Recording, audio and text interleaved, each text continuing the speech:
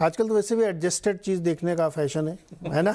Adjusted EBITDA देखिए, adjusted profit देखिए। Gaurang sir, आजकल आप अपने न्यूज़लेटर में क्या लिखते हैं अपने क्लाइंट्स को, क्या बताते हैं कैसे मार्केट को अप्रोच करना चाहिए?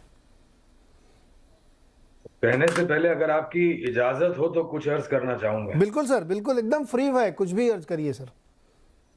गुजर जाएगा ये दौर भी गालिब, हम्म। जरा इत्मीनान तो रख। हम्म। जब खुशी ही नहीं ठहरी तो गम की क्या औकात है। क्या बात है सर, तो बिल्कुल। तो मेरे ख्याल से ये दौर हमने पहले भी देखे हैं हम्म। हिंदुस्तान के, भारत के शेयर बाजार के इतिहास में।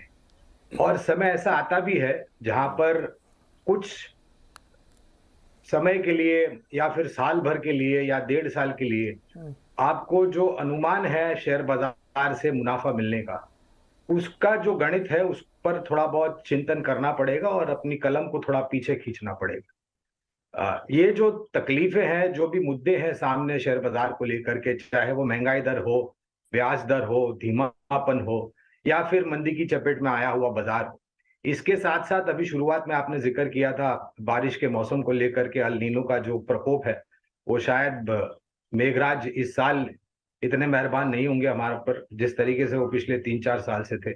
उसका असर भी हो सकता है, हालांकि ये थोड़ी जल्द बाजी होगी उसके ऊपर टिप्पणी करना, क्योंकि उसका असर जो है वो शायद आने वाले समय में कम भी हो सकता है। लेकिन सबसे ज्यादा मेरे ख्याल से इन सब चीजों के साथ साथ दो और मुद्दे होंगे।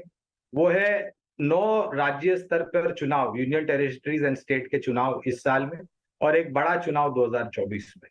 ये मेरे ख्याल से कुछ मुद्दे हैं जो बाजार को थोड़ा बहुत सीमित दायरे में रख सकता है, और इसके कारण शायद एक रेंज बाउंड बाजार आपको काफी लंबे समय तक देखने मिले। तो अगर आप साल 1.5 साल का नहीं सोचते हैं, उसका थोड़ा बहुत आगे सोचते हैं, क्योंकि हम हमेशा लंबी अवधि की बात करते हैं निवेश करने के लिए, तो धीरे धीरे करके मूल्यांकन अगर नीचे की तरफ आते हैं, आकर्षित हो जाते हैं, तो धीरे धीरे करके मेरे ख्याल से एक सक्षम और मजबूत पोर्टफोलियो खड़ा करने का आने वाले कुछ महीनों में एक बहुत ही सुनहरा मौका होगा। खाली एक ही चीज है, शॉर्ट टू मीडियम टर्म काफी सारे मुद्दे हैं, काफी सारे गतिरोधक हैं, जिसके कारण जो गति से हम चल रहे थे उसमें थोड़ा बहुत धीमापन आ सकता है। तो ये तो एक ओवरव्यू हो गया आप लोगों का। मैं कह रहा हूँ कि जैसे इलेक्शन की बात आपने की, पूरे साल में 10 कम से कम स्टेट इलेक्शंस और एक उसके बाद यूनियन इलेक्शन आएगा। बीच में कि एल नीनो का थोड़ा सा प्रिडिक्शंस हो रहे हैं कि ये हो सकता है, ग्रोथ और इन्फ्लेशन भी हमारे साथ में। तो ये 2023 ऐसे ही चलेगा क्या, कि 2023 में हम कुछ ना करें, केवल वेट एंड वॉच करते रहें, कंसर्न देखते रहें? देखिए, अभी तो 2 ही महीने हुए हैं, 10 महीने बाकी है 2023 में, बहुत सारी चीजें हो सकती है। और जैसे पिछले 4 हफ्तों में नैरेटिव चेंज हुआ है, वो नैरेटिव उसके पहले के ऑलमोस्ट 4 महीने तक दूसरा नैरेटिव था। तो काफी सारी चीजें, मूविंग पार्ट जो हैं वो अनप्रेडिक्टेबल है। बट अगर जस्ट स्टेप बैक करके देखें तो दो मेन चीज मैं बोलूंगा कि इक्विटीज का जो रीसेंट परफॉर्मेंस है, वो जैसे मनीष और हमारे दूसरे पैनलिस्ट ने बताया, एक तो ये है कि इंटरेस्ट रेट्स ऊपर जा रहे हैं। तो जैसे आपने कहा टीना था इक्विटीज का, 2020 से अगर हम देखें तो शार्प इंटरेस्ट रेट कट हुए थे, ब्याज की दर नीचे जा रही थी, तो फिक्स डिपॉजिट में पैसे डालना अट्रैक्टिव नहीं था, तो टीना था, इक्विटीज में पैसे आ रहे थे। अब जिस तरह से इंटरेस्ट रेट बढ़े हैं तो फिक्स डिपॉजिट के दर बढ़े हैं, और एक टीना की जगह पे एक टीवा हो गया है, there is a viable alternative.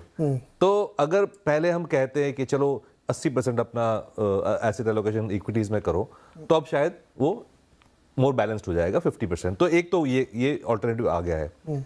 और सेकेंडली मुझे लग रहा है कि इन स्पाइट ऑफ एवरीथिंग, अगर हम 6% पे भी, 6.5% भी ग्रो करते हैं, तो स्टिल अर्निंग्स ग्रोथ जो है अभी भी 15% तक आ जाएगी for the next couple of years. ये कंसिस्टेंट एस्टिमेट्स हैं, और इसमें मूविंग पार्ट्स काफी हैं। कभी अर्निंग्स ग्रोथ कमोडिटीज की वजह से आती है, कभी अर्निंग्स ग्रोथ बैंकिंग सेक्टर की वजह से आती है, लेकिन निफ्टी लेवल पे देखे या मार्केट लेवल पे देखे 15% अर्निंग्स ग्रोथ आ जाती है typically, as long as the market grows by, GDP grows by 6.5%। तो मेरे ख्याल से ग्रोथ स्ट्रक्चरली है इंडिया में। वैल्यूएशंस जो है फ्लक्चुएट कर रही हैं, और इसमें मेरे ख्याल से काफी अपॉर्चुनिटीज मिलेगी। बट अगर आपका व्यू लॉन्ग टर्म है तो मेरे ख्याल से इतना परेशान होने वाली बात नहीं है। इतनी पेसिमिज्म जो मैं सुन रहा हूँ ये अभी, उतनी पेसिमिज्म लॉन्ग टर्म के लिए जरूरी नहीं है।